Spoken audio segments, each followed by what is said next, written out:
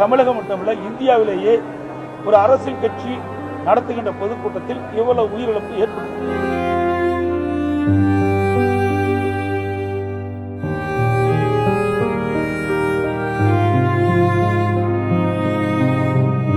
கண்டிஷன்ஸை follow பண்ணுங்கடா, கண்டிஷன்ஸை follow பண்ணுங்கடா.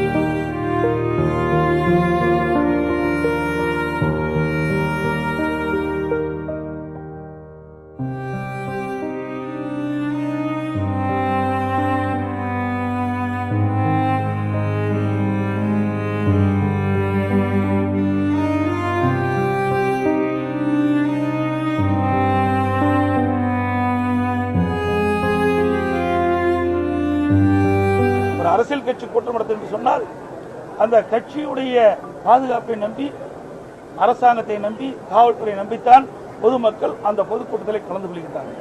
அரசாங்கமும் காவல்துறையும் பொதுக்கூட்டத்தில் நடைபெறுவதற்கு பாதுகாப்பு வழங்க வேண்டும். அதே போல அரசியல் கட்சி தலைவர்களும் அங்கே குழுவிட கூட்டத்திற்கு ஏற்றவாறு தாங்கள் நடந்து கொள்ள வேண்டும்.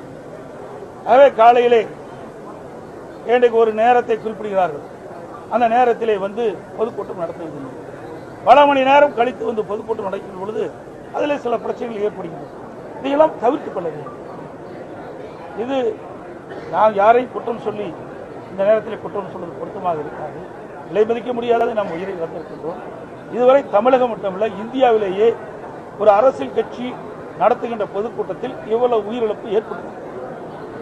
இன்றைக்கு தமிழகத்தில் நம்முடைய சகோதர சகோதரிகள் இன்றைக்கு விலை மதிக்க முடியாத உயிரை நாம் இழந்திருக்கின்ற நேரத்தில் மிகுந்த அதிர்ச்சியும் வேதனையும் வருகிறது. இந்த கட்சி அந்த கட்சி என்றெல்லாம் பார்க்கிறோம். பொதுமக்கள் என்ற கண்ணோட்டத்தோடு நாங்கள் பார்க்கிறோம். ஆக இது மிகுந்த வேதனையோடு இந்த கருத்தை நான் தெரிவிக்கின்றேன். ஒரு அரசியல் கட்சி தலைவரும் அதை கூர்ந்து கவனிக்க வேண்டும். இன்னைக்கு 4 மாவட்டத்தில் அவர் சுற்றுப்பயணம் செய்திருக்கிறார். 6 மாவட்டத்தில் சுற்றுப்பயணம் செய்கின்ற பொழுது ஒவ்வொரு மாவட்டத்திலும் எப்படி இருக்கின்றது, அதுல என்னென்ன குறைபாடுகள் இருக்கு, அந்த குறைபாடு எப்படி சரி செய்ய வேண்டும் என்று அவர்களும் அந்த ஆலோசனை பெற்று அதற்கு ஏற்றவாறு அவர்களும் முன்னேற்பாட்டோடு அந்த கூட்டத்தை நடத்த வேண்டும். ஏனால் எல்லாமே விலை மதிக்க முடியாத உயிர்கள். ஒரு அரசியல் கட்சி கூட்டம் நடத்தும் என்று சொன்னால் அந்த கட்சியுடைய பாதுகாப்பை நம்பி, அரசாங்கத்தை நம்பி, காவல்துறையை நம்பித்தான் பொதுமக்கள் அந்த பொதுக்கூட்டத்தில் கலந்து கொள்கின்றார்கள். அரசாங்கமும் காவல்துறையும் பொதுக்கூட்டத்தில் நடைபெறுவதற்கு பாதுகாப்பு வழங்க வேண்டும். அதே போல அரசியல் கட்சி தலைவர்களும் அங்கே குழுவிட கூட்டத்திற்கு ஏற்றவாறு தாங்கள் நடந்து கொள்ள வேண்டும். ஆகவே காலையிலே இன்றைக்கு ஒரு நேரத்தை குறிப்பிடுகிறார்கள். அந்த நேரத்திலே வந்து பொதுக்கூட்டம் நடத்துவதில்லை. பல மணி நேரம் கழித்து வந்து பொதுக்கூட்டம் நடக்கும் பொழுது அதில் சில பிரச்சனைகள் ஏற்படுகின்றன. இதையெல்லாம் தவிர்த்துக் கொள்ள வேண்டும். அதே நேரத்தில் ஆளுங்கட்சியை சேர்ந்தவர்கள் இன்றைக்கு முதலமைச்சரோ, துணை முதலமைச்சரோ, மற்ற அமைச்சர்களோ அல்லது திமுக கட்சி கூட்டம் நடைபெற்ற பொழுது ஆயிரக்கணக்கான காவலர்களை நியமிக்கின்றார்கள். அவர்களுக்கு பாதுகாப்பு. இந்த அரசாங்கம் ஒருதலை பட்சமாக நடக்கும். இதை இந்த கட்சி அந்த கட்சி என்று பார்க்கக்கூடாது. ஆளுங்கட்சி எதிர்கட்சி என்று பாராம நடுநிலையோடு இந்த அரசாங்கம் செயல்பட வேண்டும். காவல்துறை நடுநிலையோடு செயல்பட வேண்டும். இன்றைக்கு அனைத்து இந்திய அண்ணா திராவிட முன்னேற்ற கழகம் ஆட்சி இருக்கின்ற பொழுது பல்லாயிரக்கணக்கான போராட்டங்கள் நடந்தது. அத்தனை போராட்டங்கள் அனுமதி கொடுத்தோம், முழுமையான பாதுகாப்பு கொடுத்தோம். இப்படிப்பட்ட நிகழ்வுகள் என்னுடைய ஆட்சியில் நடந்தது. ஆனால் திராவிட முன்னேற்ற கழகம் ஆட்சிக்கு வந்த பிறகு கூட்டம் நடத்துவதே பெரிய சிரமம். நீதிமன்றத்திற்கு சென்றுதான், அந்த நீதிமன்றத்தின் மூலமாக அனுமதி பெற்றுதான் கூட்டம் நடத்த வேண்டிய சூழ்நிலை இருக்கின்றது. அப்படி கூட்டம் நடத்துகின்ற சூழ்நிலை இருக்கின்ற பொழுதும் நீதிமன்றம் முறையாக பாதுகாப்பு வழங்க வேண்டும் என்று உத்தரவு பிறப்பிக்கப்பட்டால் கூட இந்த அரசு, காவல்துறைகள் எதிர்கட்சி என்ற பார்வையில் முழுமையான பாதுகாப்பு கொடுப்பதில்லை. முழுமையான பாதுகாப்பு கொடுக்கப்பட்டிருந்தால் இந்த தள்ளுமுள்ளுகளை சரி செய்திருக்கலாம், இந்த உயிரிழப்பை தவிர்த்திருக்கலாம். டிவிக்கு கூட்டம் அறிவிக்கப்பட்டு கூட்டம் நடைபெறுகின்ற பொழுதே முன்னெச்சரிக்கை நடவடிக்கை எடுக்கப்பட்டது. இதற்கு முன்பு இதே கட்சி, டிவிகே கட்சி 4 மாவட்டத்தில் அவருடைய தேர்தல் பிரச்சார கூட்டத்தை நடத்தியிருக்கிறார்கள். அந்த 4 கூட்டத்திலும் எப்படி மக்கள் கலந்து கொள்கிறார்கள், எப்படிப்பட்ட நிலைமை என்பதையெல்லாம் ஆய்வு செய்து அதற்கு ஏற்றவாறு முழுமையான பாதுகாப்பு கொடுத்திருக்க வேண்டும் அரசாங்கம், காவல்துறை. அதே போல அந்த பாதுகாப்பு குறைபாடுகள் இருப்பதாக தொலைக்காட்சியில் பார்க்கின்ற பொழுது தெளிவாக தெரிகிறது. ஏற்கனவே மாவட்டத்தில் நடந்த டிவிகே பிரச்சார கூட்டத்திலும் முழுமையான பாதுகாப்பு வழங்கப்பட்டதாக தெரியவில்லை. இதெல்லாம் தொலைக்காட்சியில் பார்த்துதான் நான் இதை குறிப்பிடுகிறேன். அதோட அனைத்து இந்திய அண்ணா திராவிட முன்னேற்ற கழகத்தின் சார்பாக நான் எழுச்சி பயணம் மேற்கொண்டிருக்கின்றேன். அந்த நிகழ்ச்சியில் கூட காவல்துறை எங்களுக்கு முழுமையான பாதுகாப்பு கொடுத்தது. ஒரு 3-4 மாவட்டத்தில் பாதுகாப்பு கொடுத்தாங்க. மீது எந்த மாவட்டத்திலுமே இந்த பொதுக்கூட்டம் நடைபெறுகின்ற இடத்தில் காவலர்கள் அந்த பொதுமக்களுக்கு கூட்ட நெரிசல் இருப்பதால் அதை ஒழுங்குபடுத்துகின்ற பணியில் ஈடுபடவில்லை. நடிகர் விஜய் கரூர் மாவட்டத்தில் பிரச்சாரம் செய்யும்போது அந்த கூட்டத்துக்கு வந்த குழந்தைகள், பெரியவர்கள், அதே போல தாய்மார்கள், சகோதரிகள், இளைஞர்கள் என்று கிட்டத்தட்ட இது 39 பேர் வந்ததாக இந்த பத்திரிகையில் ஊடகத்தில் செய்தி சொல்லி மறைந்ததாக எங்களுக்கெல்லாம் நினைவுகள் இந்த மாதிரி ஒரு மோசமான சம்பவம் நடந்ததில்லை. மிகவும் வருத்தமான நிகழ்ச்சி. வார்த்தையே வரவில்லை. இந்த மாதிரி நிகழ்வு எப்பொழுதும் நடக்கக்கூடாது. அதே போல் இந்த மாதிரி பிரச்சாரத்துக்கு வரும்போது நீங்கள் பத்திரிகை நண்பர் கேட்டது போல் பிரச்சாரத்துக்கு வரக்கூடிய தலைவர்கள், இந்த சம்மந்தப்பட்ட கட்சியும் சரி, அதே போல் காவல்துறையும் சரியான முறையில் இதற்கு பாதுகாப்பும் அளித்திருக்க வேண்டும். அதே போல் இன்னும் நிறைய பேர் மருத்துவமனையில் இருக்காங்க. பொதுச்செயலாளர் சொன்னது போல் முழுமையாக தகவல்கள் எல்லாம் என்ன நடந்தது என்று தெரிகின்ற பொழுது விரிவாக அதை பற்றி பொதுச்செயலாளர் எடப்பாடியார் அவர்கள் அதை கருத்து தெரிவிக்கிறார் சொல்லியிருக்கார்கள். இருந்தாலும் கூட மிக மோசமான ஒரு சூழ்நிலை இன்றைக்கு கரூர் இருக்கிறது.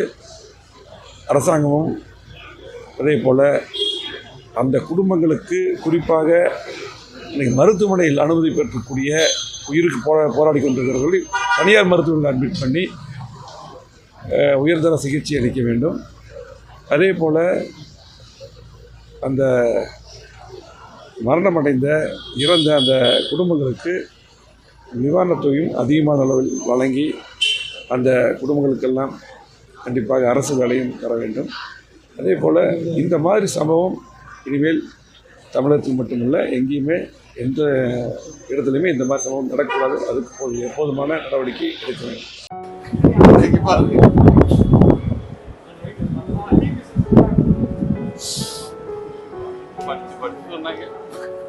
கண்டிஷன்ஸை ஃபாலோ பண்ணுங்கடா, கண்டிஷன்ஸை ஃபாலோ பண்ணுங்கடா.